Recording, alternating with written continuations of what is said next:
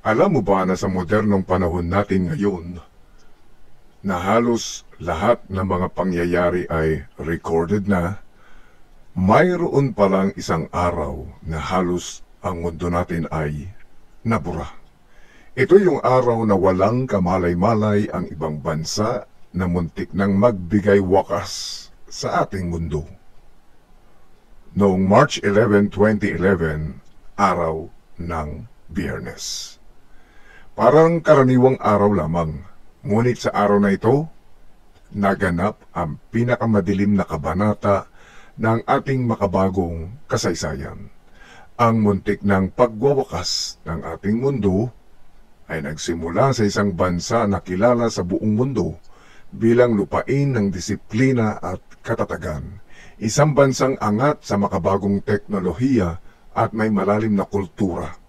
At bansang ilang ulit ng hinagupit ng mga trahedyang magpapabagsak sa kanya. Pero patuloy na nakakaligtas at patuloy na umuunlad.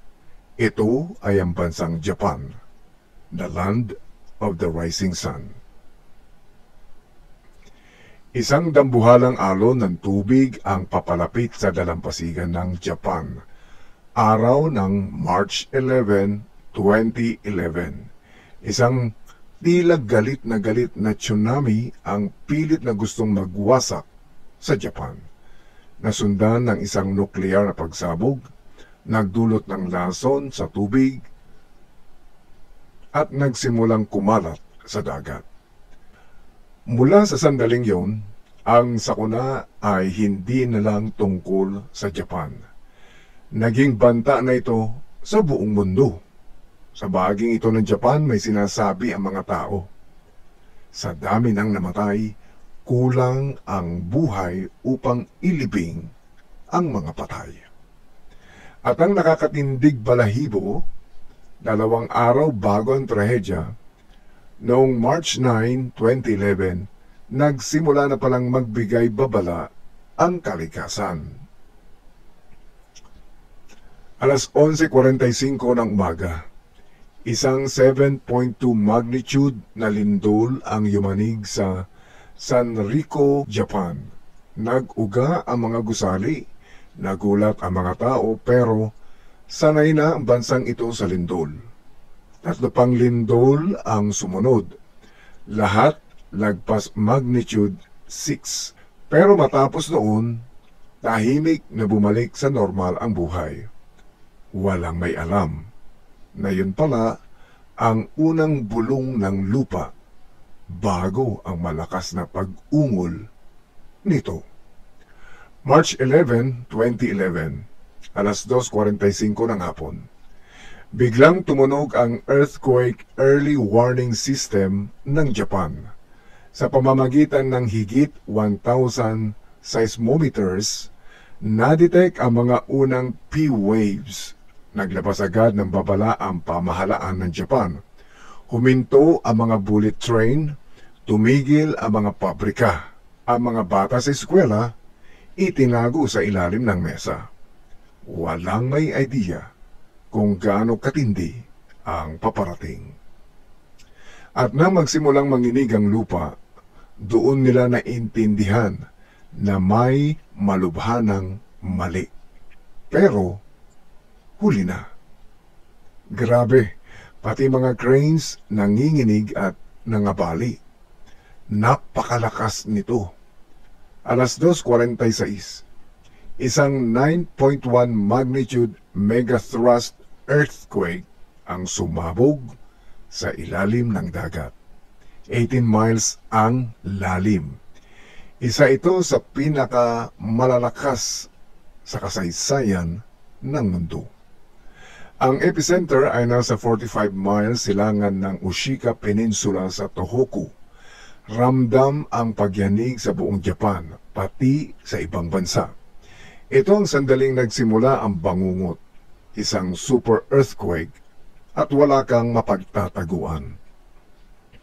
At ang pinakanakakakilabot, simula pa lamang ito. Ang Kurihara City, ang pinakamalapit sa epicenter, ay nakaranas ng intensity 7. Ito ang pinakamataas. Pero malalakas din ang pagyanig sa Iwate, Fukushima, Ibaraki at Tochigi. Kahit ang Tokyo na mahigit 232 miles ang layo ay umuga ng halos ilang minuto. At hindi lang yon, pati Kyoto at Osaka na daan-daang milya ang layo ay nakaramdam ng pagyanig. Pati sa ibang bansa sa China, Russia, Taiwan, ramdam ang lindol. Sobrang lakas nito. Natitik ito ng mga instrumento sa buong mundo. At ang nakakabigla, umugoy ang mundo ng 7 inches sa axis nito. 6 na minuto, walang tigil ang pagyanig. At sa 6 na minutong yon na pagtanto ng Japan, walang teknolohiya ang kayang pigilan ang galit ng kalikasan. Isang mag-ina ang nasa bahay nang biglang umuga ang mundo. Lahat ng gamit naglulundagan. Hinawakan ng ina ang anak, tumakbo palabas, nagbabaka sakaling huminto ang lindol. Sa labas, sunod-sunod ang mga taong nagtatakbuhan, sumisigaw, hinahanap ang pamilya nila. Nakaligtas ang mag-ina, pero ang tunay na trahedya, hindi pa nagsisimula. Sa kailaliman ng dagat, daan-daang taong tensyon ang biglang kumawala.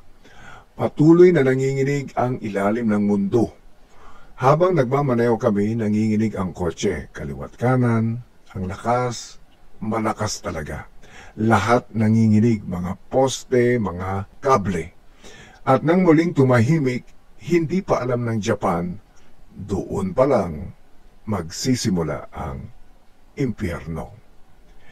Ang isla ng Honshu ay literal na umusog ng 7.9 feet patungo sa silangan. May mga baybay namang lumubog ng halos 3 feet. Maraming modernong gusali ang nakaligtas pero napakaraming luma ang bumagsak o napinsala. Nagliyab ang mga oil refinery, lalo na ang Cosmo Refinery na ilang araw nang nag-aapoy, tinakpan ng itim na usok ang langit. Ang epicenter ang pinakawasak.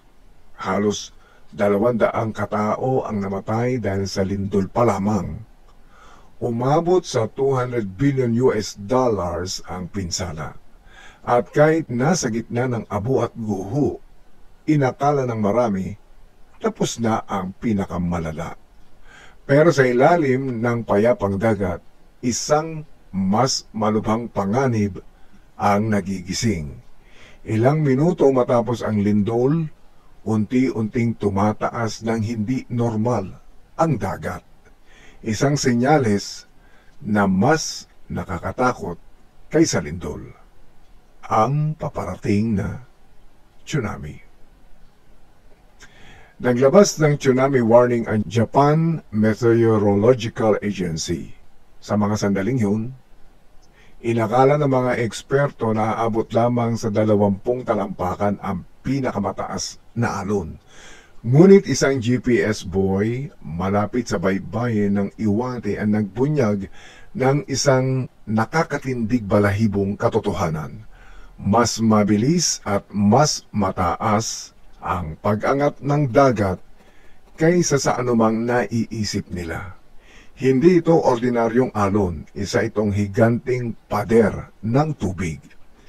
At nakatakda itong bumangga sa baybayin ng Japan. Mabilis na naglabas ang GMA ng panibagong babala, isang mas malala at mas mataas. Mahigit 33 talampakang tsunami ang paparating sa Miyagi at 20 talampakan naman sa Iwate at Fukushima. At hindi nagtagal, sumalpok ang 26-foot tsunami. Sumalpok ang 26-foot tsunami sa lungsod ng Miyako sa Iwate Prefecture, ang pinakamalapit sa sentro ng lindol. Dahil sa malalim at V-shaped nitong baybayin sa San Rico, lalo pang tumindi, umuga at bumilis ang hagupit ng tsunami. Mas maaga at mas marahas kaysa saan mang lugar sa bansa. Ang nakakagulat, ang San Rico ay minsan nang sinalanta ng malalaking tsunami noong 1933 at 1960. Dahil sa mga tredyang yon, nagtayo sila ng matitibay na seawall upang protektahan ang kanilang baybayin. Ligtas na sana, pero hindi nila inasahang hahampas ang dagat ng ganito kataas at ganito kalakas.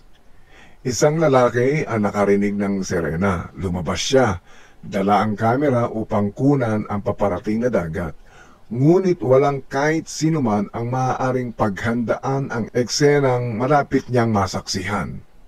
Parang kumakain ang dagat ng lupa, mabilis, marahas at walang awa. Nilamon nito ang buong komunidad sa loob ng ilang segundo. Tumakbo ang lalaki papunta sa mataas na lugar, pero huli na para maramdaman niyang kulang pa ang taas na iyon. Patuloy pang umaangat ang tubig at parang halimaw ang dagat. Hinihila ang mga bahay at binubunot mula sa pundasyon. Nakaligtas ang lalaki pero isang pumutok na bomba, isang plantang nuklear na nasa may 100 miles lamang ang layo, ang magbabago sa kinabukasan ng buong bansa. 3:22 p.m. Isa-isang tinamaan ng dambuhalang alon ang mga baybaying rehiyon mula Aomori hanggang Chiba. Ang bawat bayan na nadaanan ng tsunami ay parang pinunit at piniga ng tubig. Mga gusali, daungan, bahay, lahat winasak. Ang mga seawall na itinayong proteksyon, walang nagawa sa bigat at lakas ng tsunami. Sa Rikuzen, Takata, umabot ang tubig sa taas ng 3 palapag. Sa Kubori na Itaro, 124 na talampakan. At sa Amowe, Aniyoshi sa Miyako City, halos 131 talampakan. Walang nakaligtas sa landas nito. Ito ang pinakamataas na tsunami na naitala sa kasaysayan ng Japan. Kaya marami ang walang matakbuhan o matataguan. Makikita sa footage ng Japanese TV ang matinding lakas ng tubig. Nagtatapon ng mga shipping container na parang laruan lamang. Dinudurog ang mga gusali na parang lata. 3:25 p.m. Ang rumaragasang tubig ay nag-iwan ng malalawak na lugar na parang disyerto ng mga wasak na gusali. Sa Kuji at katimugang bahagi ng Ufunato, halos naglaho ang buong komunidad. Mula Hokkaido hanggang Ibaraki, mahigit na 420 miles ng baybayin ang nagmistulang giba-giba.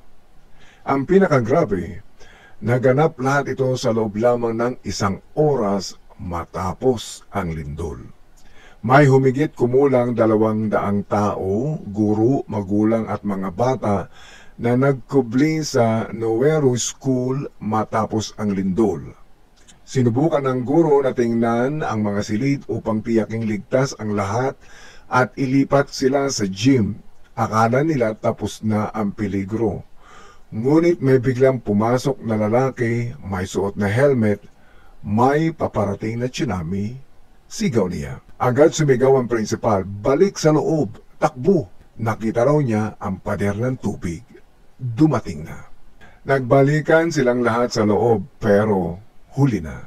Dumating ang dagat at parang halimaw na rumagasa. Winakwak ng tsunami ang paaralan. Sinira ang pader, winalis ang mga tao at binaliktad ang lahat ng madatnan. Isa sa mga guro, si David Shom, nagsakripisyo ng sariling buhay upang mailigtas ang sinumang kaya niyang hilahin mula sa rumaragasang tubig. Nakita ko ang isa ko pang estudyante, nahihirapan, hinila ko siya, kwento niya. Nakakapit siya sa railing. Paglingon ko, may mesa na may 4 o 5 bata, nagsisigaw ng tulungan mo kami. Isa-isa niyang hinila mga bata, kinaya kahit halos mabali ang lakas ng tubig. Sa tulong ng mesa, nailigtas niya sila isa-isa. Nakita nila mga sapatos, libro at laruan ng mga bata ng maayos na nakasalansan, tila huling ala-ala ng kaguluhan. Sa 108 katao sa paaralan na yon, 74 na bata at staff ang nasawi. At para sa mga nakaligtas, hindi pa tapos ang bangungot. Pagkalipas ng 30 minuto mula sa unang hagupit, nagsimulang umurong ang tubig. Ngunit ang pag-urong ay halos kasing lakas ng pagdating. Hinihila mga sasakyan, bahay at mga taong nakasabit sa bubong o debris. Marami ang nalunod habang hinihila ng rumaragasang pagbalik ng dagat. Ang iba na may walang nagawa kundi panoorin mula sa mataas na lugar kung paanong hinahatak ng dagat ang mga tahanang minsan nilang tinirhan. Doon nila napagtanto ang tunay na lawak ng sakuna. Malalawak na bahagi ng mabababang lupa ang nanatiling lubog, ginawang halos imposible ang rescue operations. Sa pagtatapos ng araw, mahigit 18,000 katao ang namatay at libo-libo ang hindi na nakita pa. Nakakabingi ang katahimikan na iniwan ng trahedya. May mga pamilya na nawalan ng lahat. Dalawang magkapatid ang naghalughog sa guho at natagpuan ng kanilang ina, patay na. Kasama ang pamangkin at pamangkin nilang nasa sasakyan. Wala na mapaglagyan ng mga bangkay, sabi ng mga taga rito. Punong-puno ang mga morgue at kakaunti ang buhay upang alagaan ang mga patay. Hindi tumigil ang tsunami sa Japan. Tumakbo ito patungong Pacific Ocean, halos 500 miles per hour ang bilis. Ilang oras lang ang lumipas, tinamaan ang Hawaii at Alaska ng 12-foot waves. Sa California at Oregon, winasak ng alon ang mga daungan. Sa Crescent City, halos mabura ang harbor. Sa Santa Cruz, lumubog ang 12-dosenang bangka at nabasag ang mga pier. Pagkalipas ng 18 oras, umabot pa ito sa Antarctica. Isang talampakang alon ang bumasag sa bahagi ng Salzburger Ice Shelf. Ngunit habang sinusubukan ng mundo na unawain ang lawak ng pinsala, may isa pang mas mabagsik na panganib na tahimik ng nabubuhay. Sa Fukushima Daiichi Nuclear Power Plant, unti-unting nabubuo ang isang bangungot. Tahimik itong naging ticking time bomb. Matatagpuan ang planta sa Okuma at Futaba, sa baybay ng Fukushima Prefecture. Nang tumama ang lindol, bumagsak ang main power. Umugong ang emergency diesel generators upang panatiling malamig ang reactors. Sa loob ng planta, si Achifumi Yoshizawa na tumitingin sa reactors 5 at 6 ay walang kamalay-malay na 55 minutes mula noon, isang ganap na sakuna ang sasabog. Sumalpok ang 49-foot tsunami. Tinabunan nito ang seawall na 19-foot lang ang taas. Nilamon ng dagat ang planta kasama mga diesel generator at electrical systems. Sa ilang segundo, naging itim ang buong planta. Huminto ang cooling at ang temperatura ng reactors mabilis na umakyat. Palala ng palala ang mga emergency signal na natatanggap sa Yoshizawa. Sa sandaling yun, napagtanto niya na nawawala na sa kontrol ang sitwasyon at ang istasyon ay nasa bingit ng isang malaking sakuna. Agad namang nag-utos ang pamahalaan ng Japan ng unang evacuation sa loob ng 1.9 mile radius mula sa planta ng kuryente. Pinayuhan ang mga residente sa loob ng 2 to 6 mile zone na manatili sa loob ng kanilang mga bahay. Ngunit habang biglang tumaas ang radiation levels, pinalawak ang evacuation zone sa 6 na milya. Pagsapit ng 7:30 p.m., sa kabila ng desperadong pagsisikap ng mga inhenyero na bawasan ng pressure, patuloy na umiinit ng mabilis ang reaktor. Pagsapit ng umaga, umabot na ito sa critical levels at nagsimulang matunaw ang mga internal components ng reaktor. Lalo pang inilalapit ang sakuna. March 12, 2011, 3:36 p.m. Isang hydrogen explosion ang sumabog sa unang unit na nagpawasak sa bubong ng reactor building. Klaro nang wala ng kontrol ang Fukushima Nuclear Power Plant, kaya mabilis na pinalawak ng pamahalaan ang evacuation zone sa 12 miles. Ngunit nagpatuloy ang bangungot. 2 araw pang nagpakahirap ang mga espesyalista na patatagin ang planta. Ngunit noong March 14, 11:01 a.m., sumabog naman ang ikatlong unit. Mas malakas pa ito kaysa sa nauna. Nagdulot ng seismic damage, pagkalat ng radioactive waste, at nagkaroon ng partial meltdown sa core ng pangalawang reactor. Noong March 15, 2011, nagsimulang maglabas ng napakalaking radioactive gases ang second unit. Kahit walang pagsabog, ito ang nagbigay ng pinakamataas na radiation levels. Sa parehong araw, nagkaroon ng sunog sa spent fuel storage area ng ika-4 na unit na nagpalabas pa ng karagdagang radionuclides sa atmosfera. Noon na pagtanto ni Achifumi Yoshizawa na tuluyan ng naging full-scale nuclear disaster ang Fukushima. Naabot na ng planta ang pinaka-critical nitong yugto at karamihan ay nag-aasahang magsimula na ang malawakang paglikas. Gayunpaman, isang maliit na grupo ng kalalakihan na kalaunan ay nakilala bilang Fukushima 50 ang nanatili sa loob ng planta. Sila ay mga empleyado ng TEPCO o TEPCO, mga inhenyero, tekniko at operators na may malinaw at nakakatakot na misyon. Patatagin ang reactor, pigilan ang full meltdown at kontrolin ang radiation anuman ang maging kapalit. Ang Fukushima 50 ay hindi mga sundalo o bayani dahil sa kanilang kagustuhan. Sila ay karaniwang manggagawa na tumangging umalis noong pinakanangangailangan ng kanilang bansa. Nanatili si Yoshizawa at ang kanyang mga kasamahan sa planta sa loob ng 1 buwan. Nagtatrabaho sa nakamamatay na kondisyon upang makuha muli ang kontrol sa istasyon at muling magbigay ng pag-asa para sa mas ligtas na kinabukasan. Sa katotohanan, kung wala ang Fukushima 50, maaaring mas malala pa ang nuclear disaster at maaaring iba na ang itsura ng mundo ngayon. Si Mio Kimura ay nakatira kasamang kanyang asawa at 2 anak malapit sa bahay ng kanyang mga magulang. Noong tumama ang tsunami, tinangay ng mga alon ang kanyang ama, ang kanyang asawa at ang bunsong anak niyang si Yuna na 7 taong gulang. Ang natira na lamang ay ang pondasyong bakante kung saan nakatayo noon ang kanilang tahanan. Ito ang sapatos na suot ni Yuna noong araw na yon na natagpuan sa bunton ng mga guho makalipas ang 6 na buwan. Sa kasamang palad, wala ng oras upang umiyak at magluksa dahil kinailangan ni Mio na lumikas dahil sa nagbabadyang panganib mula sa Fukushima Power Plant.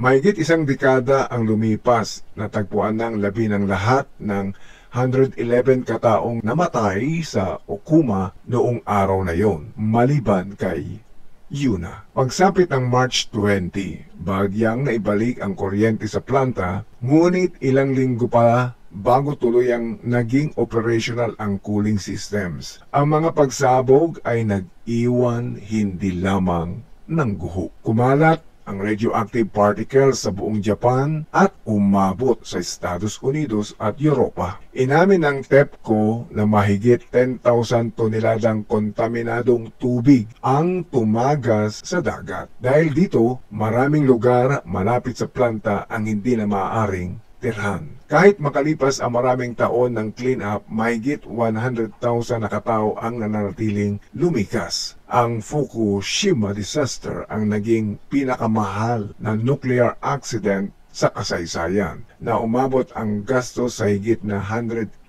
billion US dollars. Ang 2011 Tohoku earthquake ay hindi lamang ang pinakamalakas na naitala sa Japan. Narinig ang epekto nito sa buong mundo. At hanggang ngayon, may mga debris mula sa mga bayan sa Japan na napapadpad sa North American coast. Isang hilakbot na paalala ng araw na yun. Mahigit 120,000 gusali ang gumuho, halos 20,000 buhay ang nawala, at libo-libo ang nananatiling nawawala. Umabot ang kabuang pinsala sa 235 billion US dollars, kaya ito ang pinakamahal na disaster o natural disaster sa kasaysayan ng tao. Muling nakabangon ang Japan, ngunit ang March 11, 2011 ay nag-iwan ng peklat hindi lamang sa kanilang lupain kundi sa kolektibong alaala ng buong mundo. Isang paalaala ng kapangyarihang